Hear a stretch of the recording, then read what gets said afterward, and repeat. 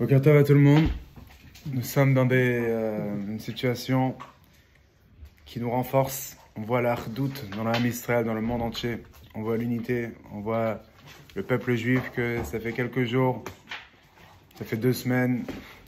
Tout le monde voyait ce qui se passait en Israël, la politique qu'il y avait, etc. Et aujourd'hui, on voit que Am Israël Chai, on a un peuple qui est uni, qui a un esprit de gagnant. On voit dans les moments les plus difficiles dans le peuple juif, ces moments qui sont censés être a priori très très durs, ils réveillent le Etzem HaNeshama, ils réveillent l'essence de la Neshama, et on voit la beauté du peuple juif dans ces moments tellement difficiles. Que tout le peuple juif est uni pour cette victoire, et nous on n'attend pas seulement une petite victoire, on attend la vraie victoire, que ça c'est la Goula Metit Vashlema. Et la Goula, beaucoup de fois, elle vient à travers une femme quand elle a un enfant. On sait très bien que la galoute, elle est considérée comme une femme qui est enceinte. Et avant qu'elle accouche, ça fait mal, elle a des contractions. Et c'est ce qui est en train de se passer maintenant dans le monde. Le monde, ça va de partout. Parce qu'en vérité, le monde se prépare à un dévoilement énorme du bon Dieu qui va résider ici-bas. Parce qu'en vérité, comme on a expliqué, Akadosh Baruch Hu qui est bon, il crée un monde qui est bon. Et ce qu'on voit aujourd'hui, en vérité, c'est une préparation pour la grande lumière qui va venir dans ce monde. Mais avant que cette lumière elle arrive dans ce monde, des fois, le monde il n'est pas tellement prêt et ça part de partout. Et on se demande tous, qu'est-ce que Dieu il attend de nous aujourd'hui? Alors aujourd'hui, on va parler de quelques points. Premièrement, on est dans un moment de guerre aujourd'hui. On est dans une guerre, une vraie guerre. Et dans la Torah, c'est écrit qui t'etsela milchama loivecha, quand tu sortiras en guerre contre ton ennemi. Veraita suz varechev am rav mimcha, et tu verras une équipe beaucoup plus forte que toi. Lotira même. La Torah te dit n'aie pas peur. Ça veut dire que c'est une mitzvah de la Torah de ne pas avoir peur, même s'ils sont plus forts que toi. Aujourd'hui, Baruch Hashem, on est bien plus fort qu'eux. On a une armée qui est boucle, c'est la première fois ça fait déjà des années et des années. En 1945, on était très faible et aujourd'hui, Baruch Hashem, on se prépare pour Mashiach, le peuple juif devient très très fort. Mais la Torah, elle te dit, même si tu es plus faible que eux, l'otira même. Tu as une mitzvah de ne pas avoir peur. De la même façon que quand tu achètes une maison, tu as une mitzvah de mettre un maquet. Si tu as une terrasse en haut, il faut que tu mettes des barrières. Et quand tu te maries, tu as une mitzvah de ramener des enfants. La mitzvah que quand tu sors en guerre, ne pas avoir peur. Dieu il te donne cet ordre de ne pas avoir peur. L'otira même, ne pas avoir peur. Ça c'est la mitzvah maintenant qu'on doit avoir aujourd'hui dans notre vie, parce qu'on est en guerre, et parce qu'on va gagner cette guerre-là. Mais la première des choses, Dieu il te dit l'otira même. Et la question elle est comment on fait? Comment on fait pour ne pas avoir peur? Comment on fait pour faire en sorte de réveiller ce bitachon, cette confiance en Dieu, qu'il y a un Dieu qui est derrière tout ça. Et le monde c'est pas une jungle, malgré qu'il a l'air des fois comme, mais il y a un Dieu qui est derrière tout ça. Et Dieu il se cache. Aujourd'hui on est en train de vivre un voilement du bon Dieu, qui va ramener un énorme dévoilement, comme c'est écrit, Vaye Erev, Vaye Boker, Akadosh Baruch Hu, avant chaque grande lumière, il ramène l'obscurité, comme ça Dieu il a créé le monde, comme ça c'était la façon, le mode d'emploi que Dieu a créé le monde, que chaque dévoilement, il ramène un voilement avant. Et l'Admorazaken, il écrit dans Torah, que plus le dévoilement, il va être grand, plus le voilement avant, il sera grand. Alors là, on voit le voilement, comment il est tellement grand dans le monde entier, parce qu'on se prépare pour un dévoilement qu'il n'y a pas eu dans l'histoire. Et c'est pour ça que le voilement aussi, c'est un voilement que malheureusement, depuis la Shoah, on n'a pas vu quelque chose comme ça. Que en plus de la Shoah, c'était en Allemagne, c'était en Pologne, ici c'est en Israël. Pourquoi? Parce qu'en vérité, on se prépare pour un dévoilement incroyable. Et c'est comme ça que Dieu a créé la planète. Qu'avant chaque dévoilement, il y a un voilement énorme, parce qu'en vérité, ça fait partie du parcours. C'est le mode d'emploi que Dieu a créé. Alors ma question là encore une fois, comment ne pas avoir peur? Comment réveiller ce bitachon envers Akadosh Baruch Hu? Alors, je vais commencer avec un midrash très intéressant qui est rapporté et qui est relié avec notre paracha. Quelque chose d'incroyable que je viens de lire ce matin, c'est pour ça que j'ai décidé de partager ça aujourd'hui avant qu'on continue et qu'on développe. On est parachat Noach, et tout le monde connaît l'histoire. Vatimale Haaretz Hamas. Le monde était rempli de corruption. Et c'est pas pour rien. Hamas, la Torah déjà des années d'avant, ça fait déjà des milliers d'années, Dieu te dit que le parashat noir, ça sera un moment que Akadosh Baruch Hu, puisqu'il voit le Hamas qui fait n'importe quoi dans le monde entier, et c'était malheureusement le monde il partait de partout à cette époque-là, à l'époque de Noé. Les gens ils faisaient n'importe quoi, les gens ils se comportaient n'importe comment, et Dieu il décide d'exterminer le monde. Mais c'est intéressant que la Gemara dit dans Zvachim, Rabbi Yochanan il dit que le déluge il est venu dans le monde entier à part en Israël. En Israël il n'y avait pas de déluge. Comme ça c'est écrit dans la Gemara Zvachim, d'après une avis Rabbi Yochanan, il n'y avait pas le déluge en Israël. Intéressant. Noir, il n'était pas en Israël. La première personne qui a décidé de partir en Israël, c'est le père de Abraham, Terach. Après ce qui s'est passé, Terach il décide de partir en Israël. Qu'est-ce qui s'est passé? On sait très bien qu'Abraham Avinu c'était le premier croyant dans l'histoire. Le Rambam dit comme quoi, depuis qu'il est petit, il essaie de vérifier c'est qui crée ce monde, c'est qui fait fonctionner cette planète. Au début, il pensait que c'était le soleil, après il pensait que c'était la lune, mais après il voit que c'est pas possible. Ok? Parce que la journée, on voit pas la lune, et après la nuit, on voit pas le soleil. C'est sûr qu'il y a une grande force qui est derrière tout ça. Et c'est la première personne, le premier, malgré qu'on va voir que Noach aussi, c'est un croyant, mais Abraham, c'est la première personne que pas seulement il a cette confiance, mais il ramène cette confiance dans le monde entier. Noach, la différence entre Noach et Abraham, c'est la suivante. Noach, le rabbi décrit, c'était tzaddik in paz, c'est-à-dire c'était un tzaddik dans sa fureur, c'est-à-dire il s'occupait que de lui-même. Dieu lui dit il va y avoir un déluge. Il décide de construire un arche pendant 120 ans. Et après il a sauvé lui et sa famille et les animaux, il a pris une race de chaque animal. Il n'a pas sauvé la planète. Ok, on est bien d'accord. Abraham Avinu, quand il a réalisé qu'il y a un Dieu sur terre, il a décidé de sauver tout le monde. C'était le premier shaliach. Lui et sa femme, ils s'occupaient pour diffuser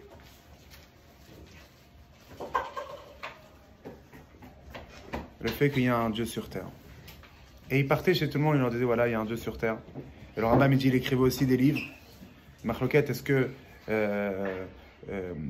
à 40 ans il a commencé à faire ça, ou peut-être déjà depuis 3 ans il avait cette confiance en Dieu? Mais en tout cas, ce qui est sûr, c'est qu'il a sacrifié sa vie pour diffuser le bon Dieu sur terre. C'est-à-dire c'est le plus grand révolutionnaire dans l'histoire. Aujourd'hui, si tu pars à l'aéroport, tu demandes, on va dire dans un grand aéroport en Turquie ou je sais pas, et tu demandes à 10 personnes est-ce qu'ils ont la confiance en Dieu, est-ce qu'ils croient en Dieu? Il y a 8,5 sur 10 qui vont te dire oui. C'est-à-dire que la révolution de Abraham Avinu, elle a très très bien fonctionné. Aujourd'hui, plus de 4 milliards de personnes, ils croient en Dieu. Jusqu'à que sur le dollar, c'est écrit « In God we trust ». On croit en Dieu. Ça veut dire qu'il a vraiment réussi.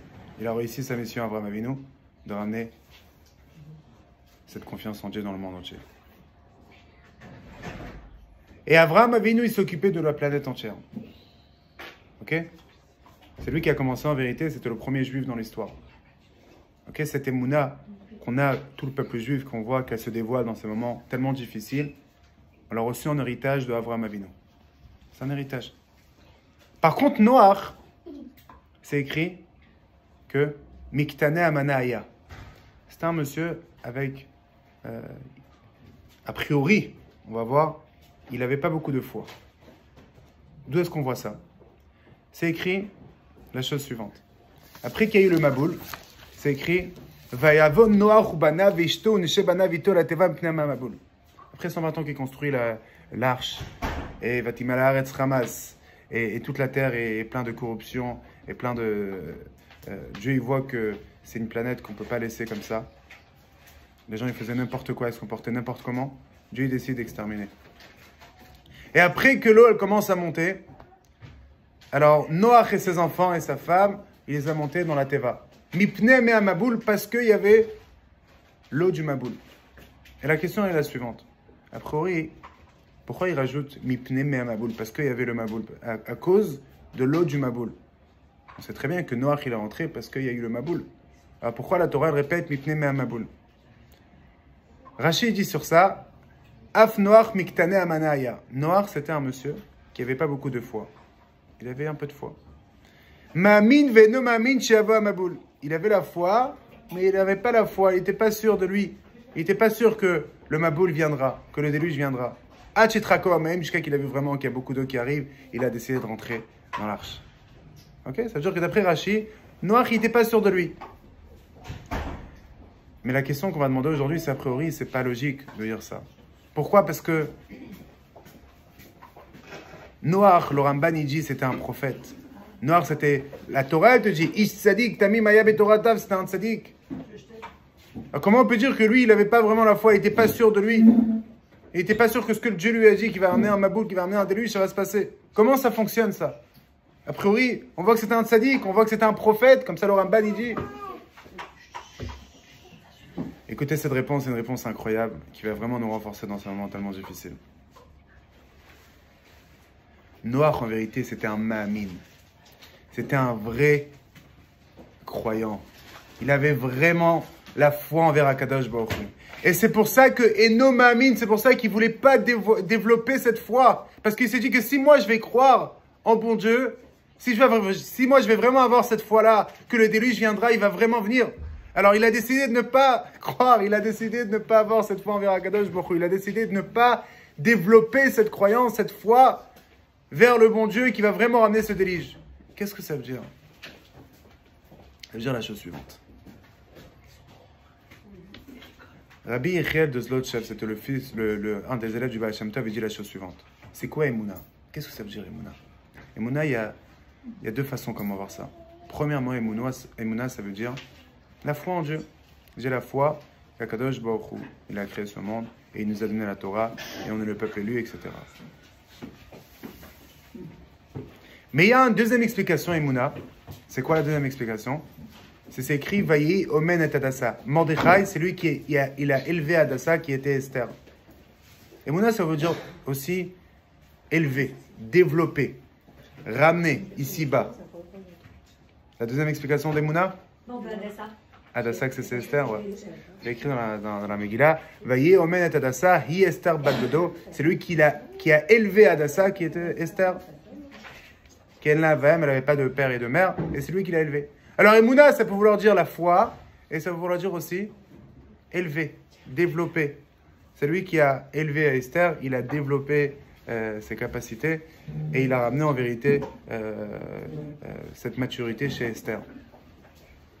Ça, c'est les deux explications Emouna.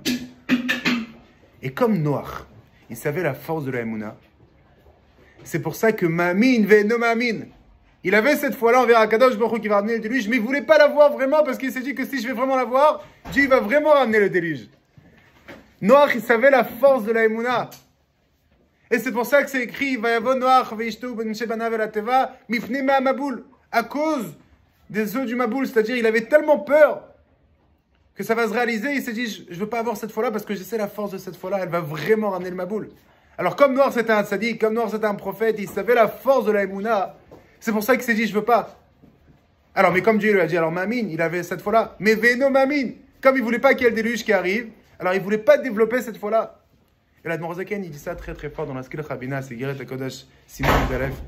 C'est tout un chapitre qui explique quand une personne, il a des moments difficiles dans sa vie, matériellement, et même spirituellement. Il faut qu'il sache une seule chose. Qu'il y a un grand Dieu qui est derrière tout ça. Et c'est du bien qui est caché. Et il dit, quand tu vas avoir cette foi-là, alors tu vas ramener à travers cette émouna, puisque Yamin Behemet, tu vas avoir cette fois-là qu'il y a un Dieu qui est derrière tout ça, à travers cette émouna, tu vas vraiment ramener la réussite et le bonheur dans ta vie. C'est la émouna qui ramène ça. Alors, la question elle est... Excuse-moi, si quelqu'un veut du lait dans son café, il y a du lait. Merci. La question elle est... Comment tu peux me demander d'avoir un bitachon? Alors, en vérité, là, j'ai parlé d'Emouna et bitachon. C'est deux mots qui se ressemblent, mais ce n'est pas exactement la même chose.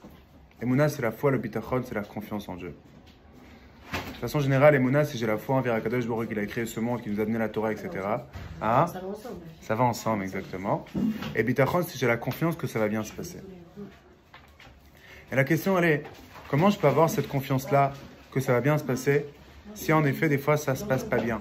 Et si en effet, Dieu a décidé que ça va mal se passer?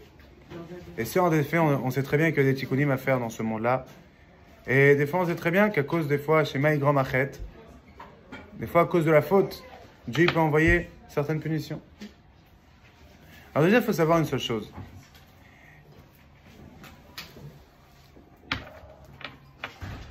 Le Rabbi, en 1991, Parashat Vayechi, il est parti contre une personne qui était à Bnei Brak,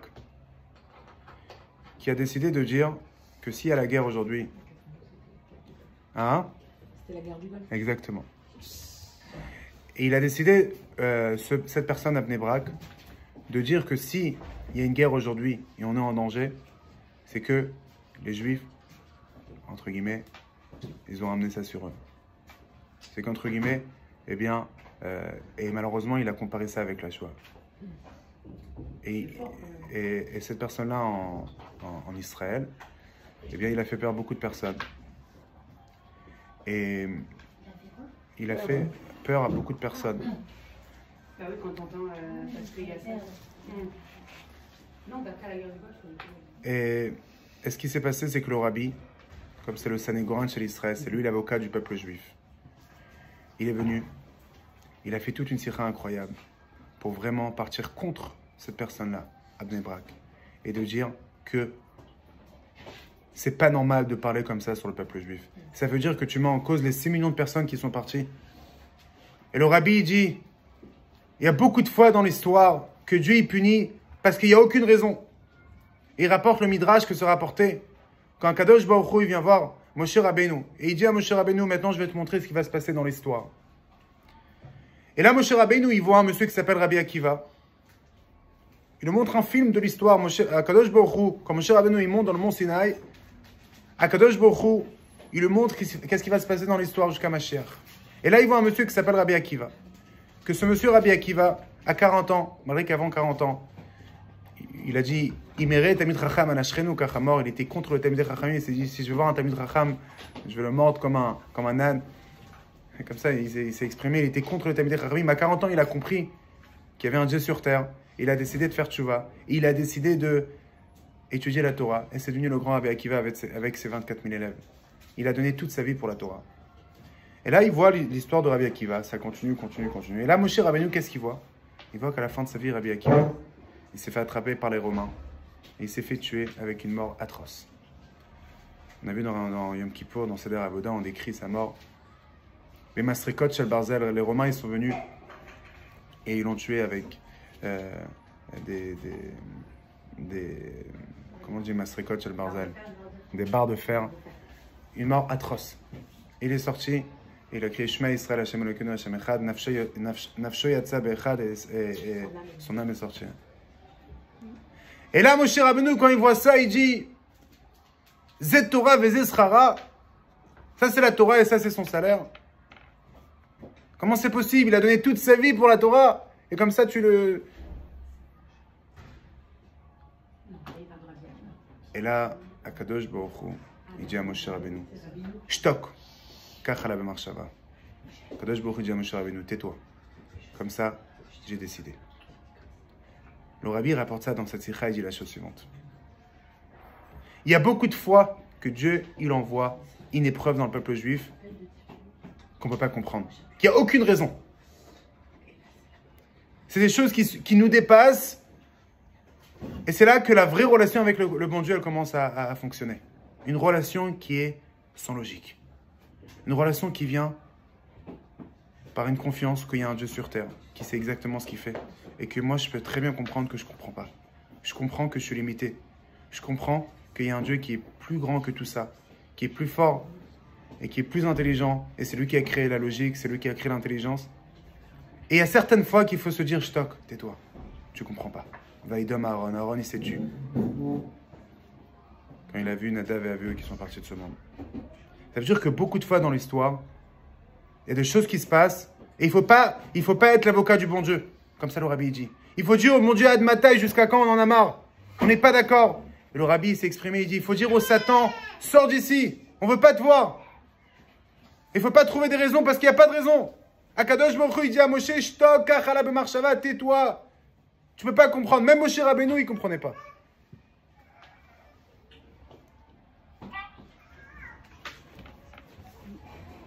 Maintenant, il y a une histoire incroyable qui va nous illustrer ce message du bitachon. Comment développer ce bitachon? Comment réaliser qu'en vérité, il y a un Dieu sur terre et c'est lui qui fait chaque chose. Et plus on veut se renforcer, plus il faut étudier la Torah, il faut ouvrir les textes, il faut ouvrir le char à bitachon, réaliser qu'il y a un Dieu sur terre, etc. Il y a un monsieur qui a perdu son papa, c'était un shochet. Et je vais raconter cette histoire parce qu'en vérité, elle me touche beaucoup. Parce qu'elle est reliée aussi avec nous ici. Et je vais expliquer pourquoi. Et ce shochet-là, il a perdu son papa. Et son père, eh bien, quand il est parti de ce monde, lui, il a décidé de faire Kaddish pour son papa. On sait très bien qu'il faut faire 11 mois Kaddish. Mais le problème, c'est que ce shochet, il travaillait en dehors de la ville. On sait très bien, la shrita, elle n'est pas dans la ville, tu pars en dehors de la ville. Et il devait partir, il partait quelques semaines en dehors de chez lui, et après il revenait. C'est comme ça la shrita beaucoup de fois. Et là, ce qui s'est passé, c'est qu'il ne savait pas quoi faire. Pourquoi? Parce que s'il part à la shrita, eh bien, il ne pourrait pas faire Kaddish. L'abattoir, là-bas, il n'y a pas de minyan. Il va, il fait la shrita, etc. Il n'y a pas de minyan là-bas, c'est en dehors de la ville. Alors, il a écrit une lettre au rabbi, je ne sais pas quoi faire. J'ai deux possibilités. Ou bien, je reste dans la ville. Et à ce moment-là, qu'est-ce qui va se passer? Je ne vais pas avoir de parnassa, mais je vais faire Kaddish pour mon papa. Ou bien, je vais en dehors de la ville et je demande à mon frère ou je paye quelqu'un pour faire le Kaddish, comme plein ils font aujourd'hui. On dit des noms pour des gens qui ne peuvent pas le faire. Il n'y a aucun problème. Qu'est-ce que je fais? Comme ça, il demande au rabbi. Hein? Je vais travailler. Ah, toi, tu dis, je vais travailler. La parnassa, ça passe avant. Très bien, j'entends. Alors, le rabbi, il répond une réponse incroyable. La réponse, elle est imprimée dans Igrot Kodesh Rela Gimel, page Shinain Bet, 372. Le rabbi dit la chose suivante. Le rabbi dit comme ça. Par rapport à ce que tu demandes, que tu as perdu ton papa et tu ne sais pas si faire Kaddish et perdre ta parnassa ou pas. Alors, Alpi Alacha, en effet, eh bien, comme vous avez dit, tu vas travailler, tu vas faire ta parnassa et tu demandes à quelqu'un d'autre de faire, il n'y a aucun problème. Et le rabbi continue, il dit la chose suivante. Mais je te donne cette lettre-là parce que je sais pas ton taux de bitachon, je sais pas c'est quoi ton level de ta confiance envers le bon Dieu. Mais si tu as un vrai bitachon envers Akadosh Baruch Hu, si tu as un grand bitachon envers Akadosh Baruch Hu, alors à ce moment-là, c'est sûr que tu restes dans la ville. Et le même Dieu qui t'a donné la parnassa là-bas, il va te donner ici, et tu vas, Bezrat Hashem, trouver plein de parnassa ici, et tout ira bien. De cette lettre-là, on voit quelque chose d'incroyable. Tu as deux façons comment vivre ta vie. Et c'est à toi de choisir. C'est à toi de choisir. Et là, il y avait une des personnes qui est dans le Torah Café Homme, qui est venue me voir, il fait peut-être on apprend tous les jours 5 minutes de bitachon. J'ai compris que ces 5 minutes, ils vont enlever le shiur d'une demi-heure du matin. Des femmes. Des hommes. Ah, avant les hommes. Alors, je leur ai apporté cette histoire et je lui ai dit, écoute, tu as deux façons comment vivre ta vie. Ou bien, tu choisis normal. Tu as une confiance normale envers le mon Dieu. Tu vas travailler parce que tu as besoin de la parnassa.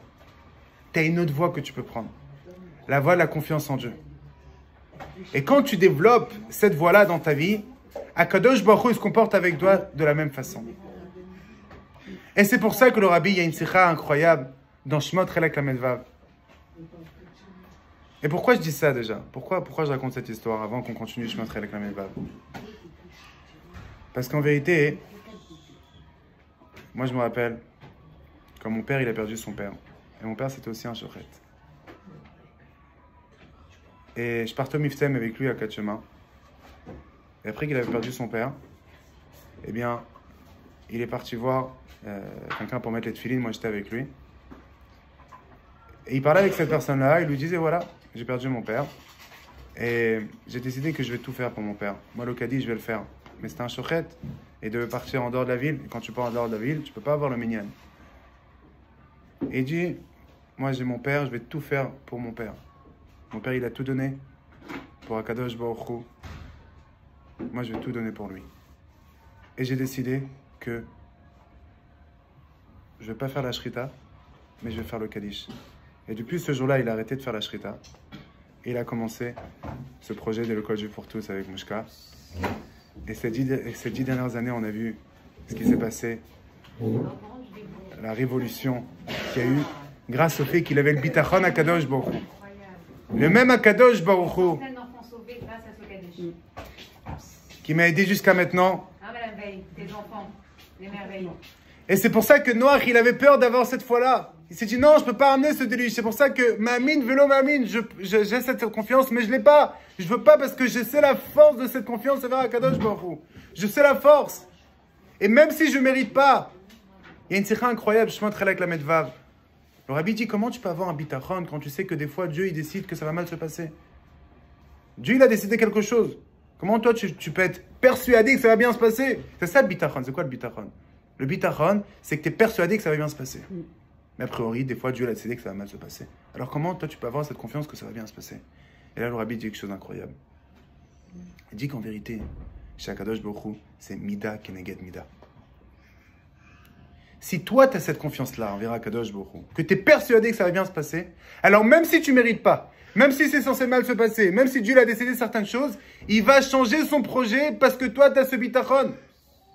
Et c'est pour ça qu'en vérité, le Midrash il raconte qu'il y a 2 personnes dans l'histoire, nos grands sages, Moshe Rabbeinu et Yaakov Avinu, qui se sont fait, entre guillemets, un petit peu punir parce qu'ils ont manqué un moment ce bitachon. C'est très dur de dire ça.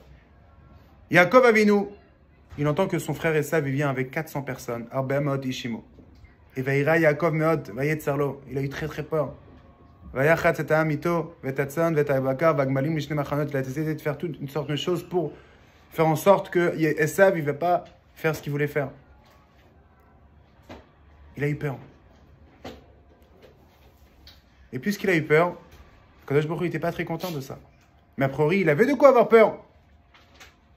Mais en vérité, quand on comprend que ce bitachon, il ramène cette victoire dans le peuple juif, alors, il ne faut pas avoir peur. Et Moshe Rabbeinu, la même chose, quand il est sorti. Et le premier jour, il a vu un Égyptien. Il a dit le Shem Meforash, il l'a tué. Le deuxième jour, il ressort et il voit Datan Vaviram, ses 2 frères, que durant 60 ans, ils ont fait le cauchemar, Moshe Rabbeinu. Durant toute l'histoire, ils n'ont pas arrêté de l'embêter jusqu'à avec Korach. Ils se sont fait engloutir dans la terre avec Korach. Et là, il voit un, il tape son frère. Et il dit Racha, la matakerecha, pourquoi tu tapes ton ami Racha. Et là, il lui dit quoi? Datan, il dit à Moshe Rabbeinu, alors, Geni Ata Ose, est-ce que tu viens me tuer comme tu m'as tué, comme tu as tué hier l'Égyptien? Et là, c'est écrit Veira, Veyomer Achem Noda Adavar. Il a eu peur et il s'est dit, oui, en effet, ça c'est sûr. Et comme il a eu peur, Vaishma Paro, il a entendu, il a dû se sauver. Parce qu'Akadosh Baruch Hu, il dit, il ne faut pas avoir. Le Rabbi dit dans cette sikha, quand tu as ce bitachon, c'est Mida Keneged Mida. Tout ce concept de Tarshov Tov Yetov, pense bien et tout ira bien. C'est basé sur une histoire avec le Tzemar Tzedek. Une fois, il y a un monsieur qui est venu dans le Tzemar Tzedek. Il lui dit, mon fils, il est très très malade. Je ne sais pas quoi faire. À l'époque, il n'y avait pas tous les médicaments comme aujourd'hui, toute la médecine qu'on a aujourd'hui qui est développée. Et le Tzemar Tzedek, il a dit une chose, Trachkut Vetzankut. Pense bien, tout ira bien. La force de la pensée, c'est une force incroyable. C'est pour ça que pour réveiller cette foi envers Akadosh Baruch Hu, il faut essayer le moins regarder des choses qui vont nous enlever cette foi-là. Parce qu'en vérité, quelqu'un qui veut voir comment le monde y va de partout, qu'il ouvre les news, qu'il ouvre les réseaux sociaux. Quelqu'un qui veut voir comment on est dans une situation aujourd'hui, qui a pas eu dans l'histoire, qu'on a une armée avec nous, qu'on a Kadosh Baruch Hu avec nous, parce que toute l'armée qu'on peut avoir, si le général, que ça c'est Kadosh Baruch Hu, il n'est pas avec nous, ça sert à rien. Mais qu'on a un Kadosh Baruch Hu avec nous, mais que matériellement on voit. Alors, si tu ouvres les journaux, tu vas pas voir ça, mais si tu ouvres l'histoire, tu vas voir qu'on est dans une situation aujourd'hui. Que Baruch Hashem, on se prépare pour Mashiach et qu'elle est très, très, très, très positive. C'est pour ça que quand tu vas ouvrir l'histoire, tu vas voir qu'en vérité, tous nos ennemis, au début c'était Pharaon, les Romains, les Grecs, Briti, Yevussi, Girgashi, jusqu'à Hitler et Marshemo Vezecho. On a tout le temps des ennemis. Mais les ennemis, après ils partent et nous on reste. Pourquoi? Parce qu'en vérité, Atem Edai, nous sommes les témoins de mon Dieu ici-bas. Pourquoi on est un peuple éternel? Pourquoi on est le peuple le plus ancien? Pourquoi dans l'histoire, il y a eu plein de peuples qui sont partis et nous, on est le seul qu'on est resté? On est soudés. Exactement. Quand on est soudés, on a la victoire. C'est Ardout. Nous sommes les témoins du bon Dieu. Nous sommes les témoins qu'il y a un bon Dieu qui est éternel. Nous sommes le Hamanetzar. Nous sommes le peuple qui est éternel. Alors des fois, Dieu veut nous montrer une seule chose. Écoute-moi bien. Le fait que tu existes, ton existence, elle est miraculeuse.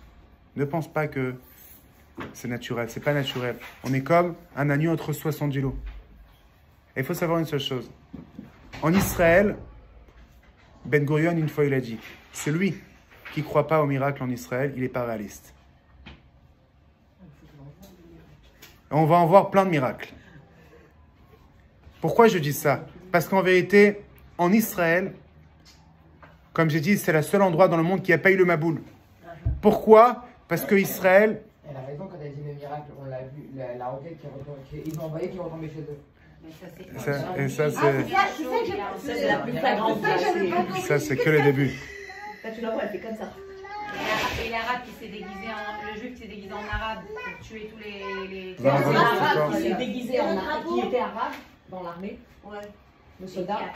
Et il était soldat, un arabe. Et le drapeau aussi. Et il a enlevé sa chemise, le truc et tout ça, il est resté en chemise. De Tsahal. Et il a appelé les rebeux, venez, comme c'est un arabe, il a appelé en Venez, arabe. venez. Ils sont venus et il les a bousillés. Apparemment, c'était les grands terroristes qu'il a appelés. Oui, Ouais. oui, c'était des grands Ça, terroristes. c'est pas des miracles. Tous les jours, il y a des miracles là-bas. Tous les jours. Et je vais raconter encore une histoire incroyable. Vous avez vu le drapeau? Ouais. Il a lu le truc. Lui, il se fait brûler, mais pas le drapeau. Ça, c'est vous contre lui. Exactement. C'est comme Brel. Il s'est brûlé lui-même. Plus fort, c'est les arabes qui se tuent entre eux. Je vais raconter une histoire incroyable parce que vous racontez des miracles qui se sont passés. Qu'on voit comme quoi la terre d'Israël, elle nous garde parce qu'on la garde. Si nous, on garde ce que Dieu nous a demandé de faire, eux aussi, elle nous garde. Pour garder cette terre-là, eh bien, il faut aussi garder ce que Dieu nous a demandé de faire. Une histoire incroyable qui m'a fait le frisson. Il y a un monsieur qui s'appelle Gay Madar. Gay Madar, c'était un mefaked Gdoud. Et Simchat Torah, matin, il était à Kiryat Gat. Cette année. Et lui, il n'était pas à l'armée à ce moment-là. Il était avec sa famille. Et c'est pour ça qu'en vérité, ils ont décidé de faire cette chose-là, Simchat Torah, parce qu'ils savaient très bien qu'il y a beaucoup qui sont partis à la maison. Et une grande partie de l'armée, ils n'étaient pas en armée, etc. Ils ont un peu diminué. En tout cas, lui, ce Gay Madar en question, écoutez ça, une histoire incroyable qui m'a fait les frissons. Lui, il a Kiryat Gat. Et il entend ce qui se passe. Il entend dans la radio ce qui se passait. Simchat Torah matin.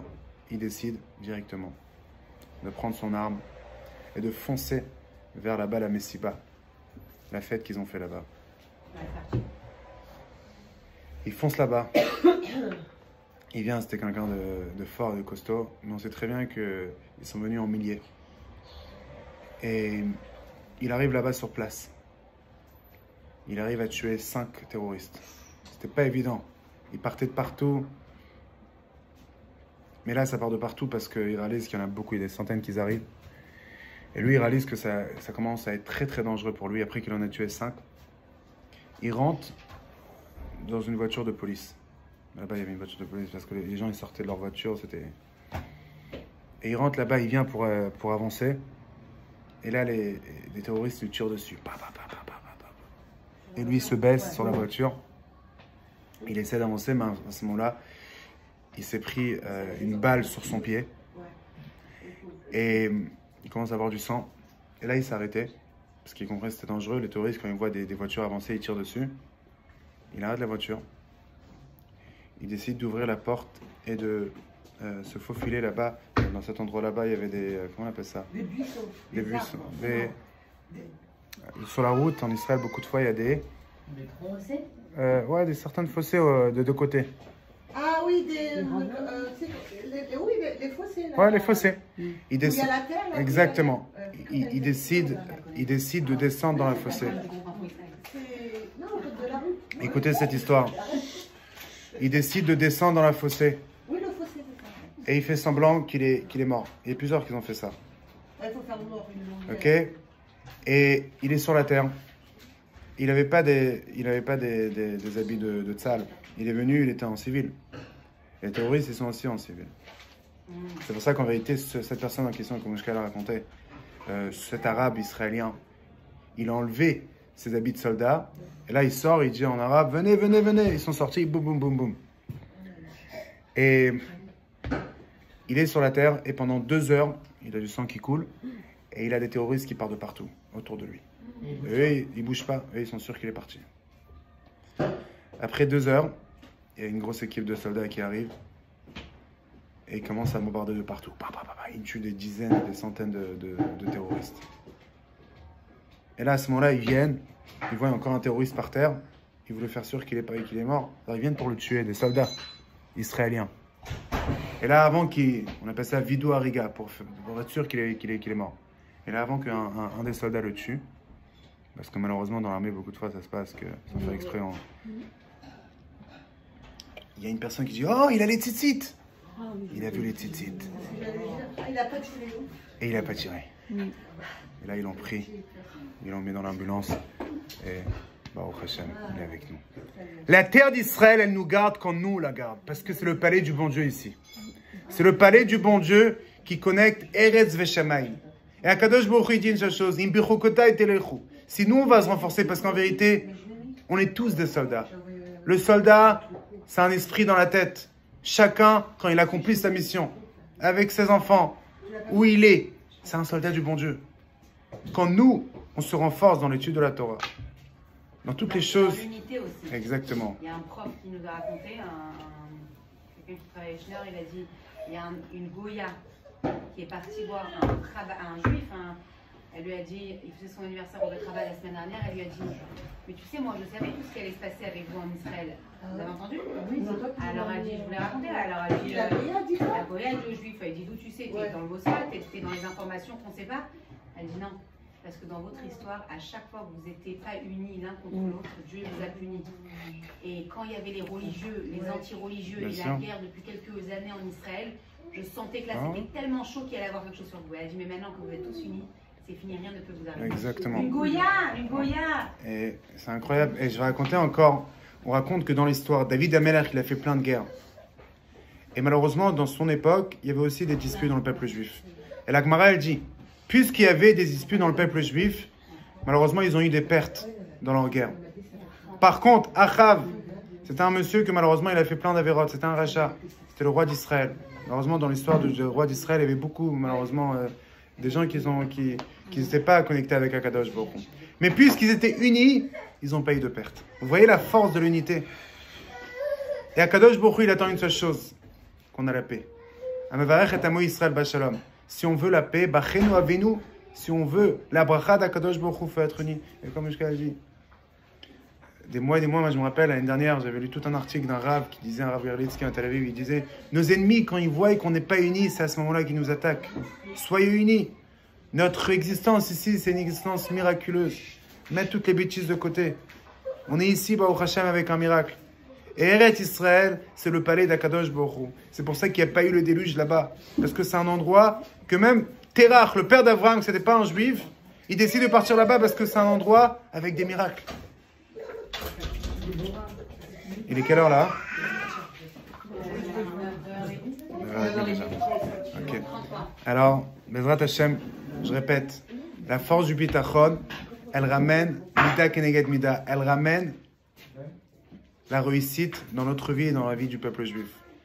Alors on va se renforcer dans le bitachon, et qu'on espère déjà de voir, on ne veut pas maintenant qu'une victoire à Gaza, et c'est sûr qu'il va y avoir cette victoire-là. Nous on veut une vraie victoire, que ça c'est la Goula Amiti de Vashtama.